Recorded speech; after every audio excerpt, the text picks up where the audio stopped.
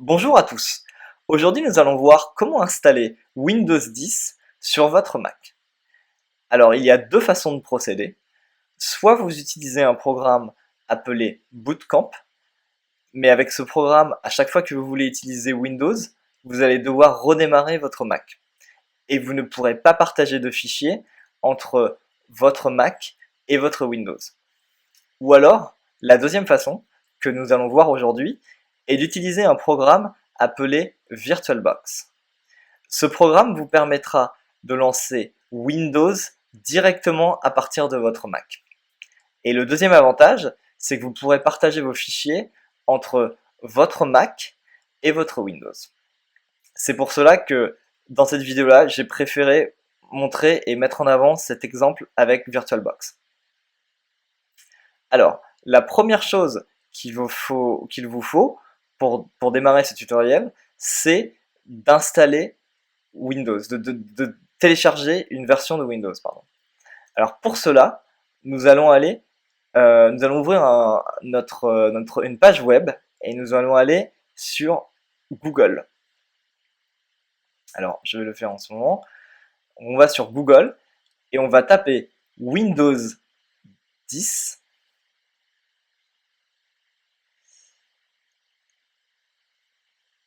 ISO Microsoft. Et on prendra le deuxième lien qui s'appelle Windows 10 ISO. Donc on va cliquer sur ce lien.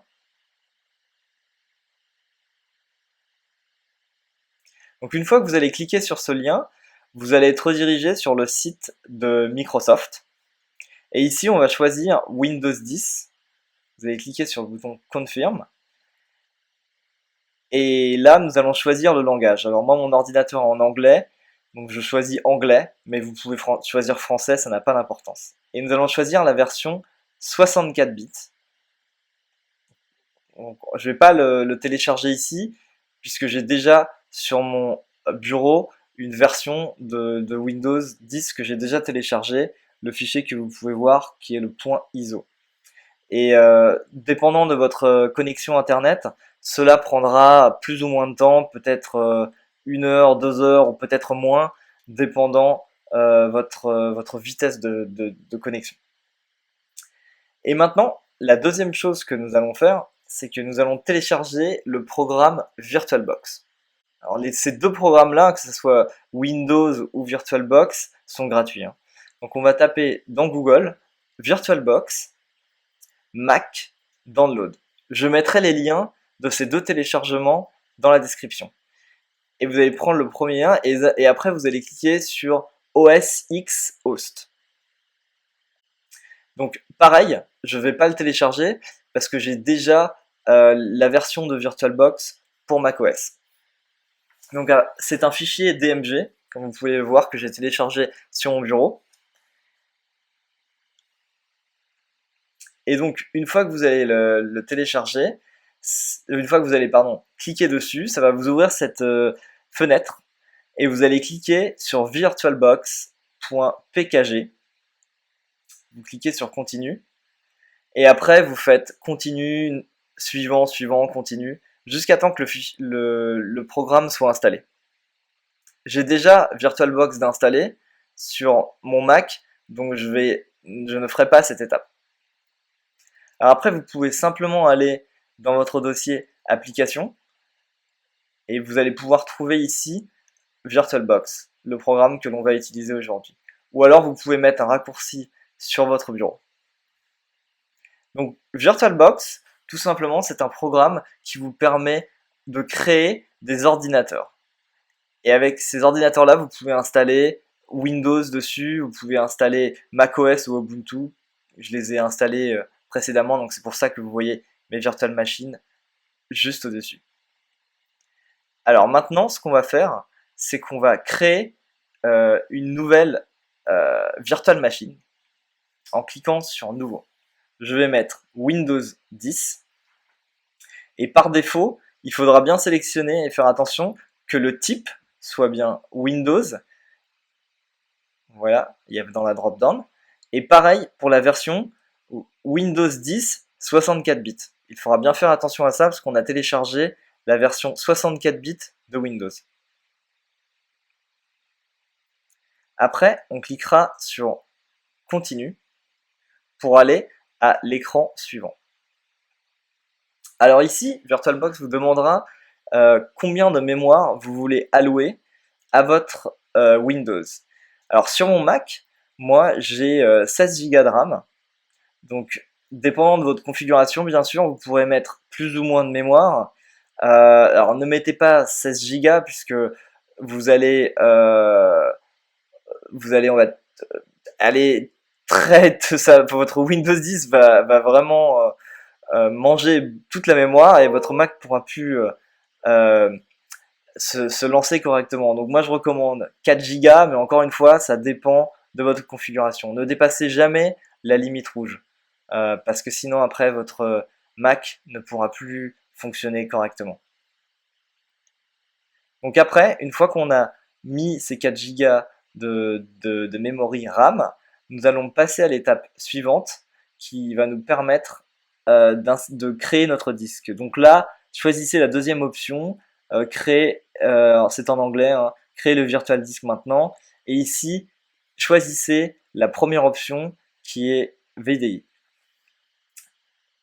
Ici, nous allons sélectionner la première option.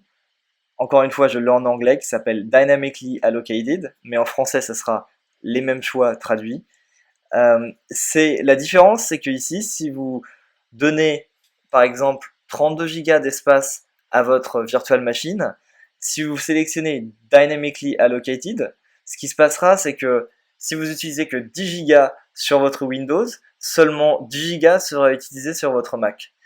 Et donc, vous, entre guillemets, sauvegarderez les gigas restants sur votre Mac, jusqu'à ce que vous les utilisiez vraiment sur votre Windows. Là, nous allons choisir la taille du disque. Donc, par défaut, c'est à 32 Go. Dépendant de combien d'espace disque vous avez sur votre Mac, je vous conseille de ne pas aller en dessous de 15-20 Go. Après, votre Windows 10 aura un peu du mal à tourner. Donc nous allons cliquer sur Create. Et voilà. Donc là, ce qui s'est passé, c'est que nous avons créé une virtual machine que nous avons appelée Windows 10. Et maintenant, nous allons devoir installer Windows 10 sur cette virtual machine. Donc pour cela, nous allons cliquer sur Settings. Alors ici, je vous montre un petit peu les options qui sont disponibles. On va pas trop rentrer dans les détails parce que c'est pas le but du tutoriel. Mais ici, nous pouvons faire plusieurs choses. Nous pouvons, par exemple, dans les options du milieu, vous voyez, il y a une disquette qui est attachée à ma virtual machine. On n'a pas vraiment besoin, donc on va la retirer. Après, vous pouvez rajouter des CD-ROM, etc. Mais on va pas trop s'attarder là-dessus. Après, on va cliquer sur tout ce qui est le display, donc l'affichage. Je vous conseille de cliquer sur Enable 3D Acceleration et Enable 2D Video Acceleration seulement si vous comptez utiliser des programmes de vidéo ou faire de la vidéo intensivement sur votre Windows 10, mais ici, on ne le fera pas dans ce tutoriel. Alors, ici, vous voyez le disque que vous avez créé, le Windows 10.vdi, qu'on vient juste de créer, et juste en dessous, vous voyez, il y a le CD-ROM qui est vide. Donc on va mettre l'image de Windows 10 que nous avons sur notre bureau dans ce CD-ROM. Ce qui se passera, c'est que une fois que l'on aura mis cette image, vous voyez, elle est sur mon bureau, donc je vais la sélectionner ici. Elle est juste là sur mon bureau. On va la mettre dans le CD-ROM.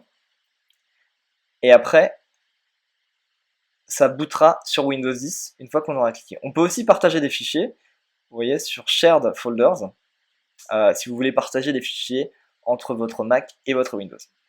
Donc là, on vient juste de mettre le CD Windows dans notre virtual machine. Ce qui va se passer, c'est qu'on va maintenant cliquer dessus et cliquer sur Start, et notre virtual machine va démarrer, et elle va booter sur notre CD d'installation de Windows 10. Alors maintenant, ce qui se passe, c'est qu'on va commencer l'installation de Windows 10. Je vous conseille de laisser les paramètres par défaut. Vous choisissez votre langue et vous cliquez sur Install Now. Et maintenant, votre Windows va commencer à s'installer. alors là, on vous demande d'activer votre Windows. Vous n'en avez pas besoin, donc c'est gratuit. Donc cliquez juste sur je n'ai pas de product key, I don't have a product key, voilà, et sélectionnez la version Home de Windows 10. Cliquez Next ou suivant si vous l'avez en français encore une fois. Et là, on va simplement cocher la case j'accepte les termes et conditions. Alors, choisissez la deuxième option, Custom, et choisissez votre disque 32 Go que l'on a créé précédemment pour dire à Windows, enfin pour dire à Windows, oui, que nous allons installer Windows sur ce disque de 32 Go. Cliquez Next ou suivant. Et là, l'installation commence. Alors, là, vous avez juste à attendre. Il va se passer pas mal de temps avant que votre Windows soit installé. Donc il faut juste que ça aille à travers du process et vous avez juste à attendre et à cliquer OK ou Next si on vous le demande.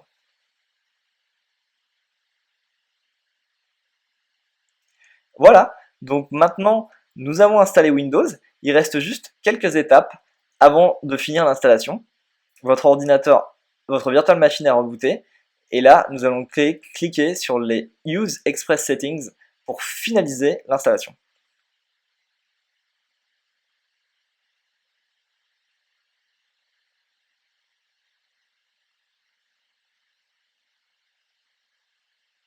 Alors là, Windows va vous demander si vous avez un compte Microsoft. Vous pouvez juste sauter cette étape.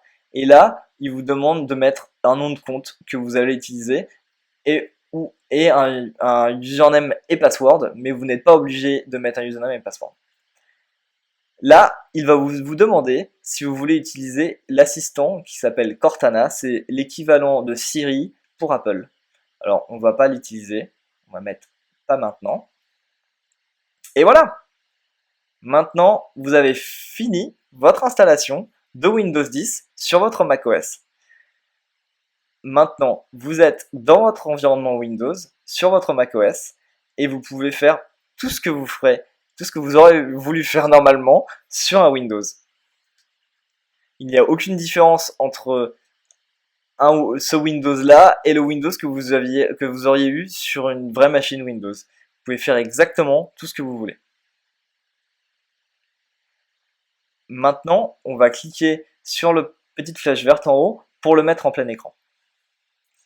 Et maintenant, vous pouvez passer de votre environnement Windows à votre environnement macOS juste en slidant mes 4 doigts comme je l'ai configuré sur mon macOS.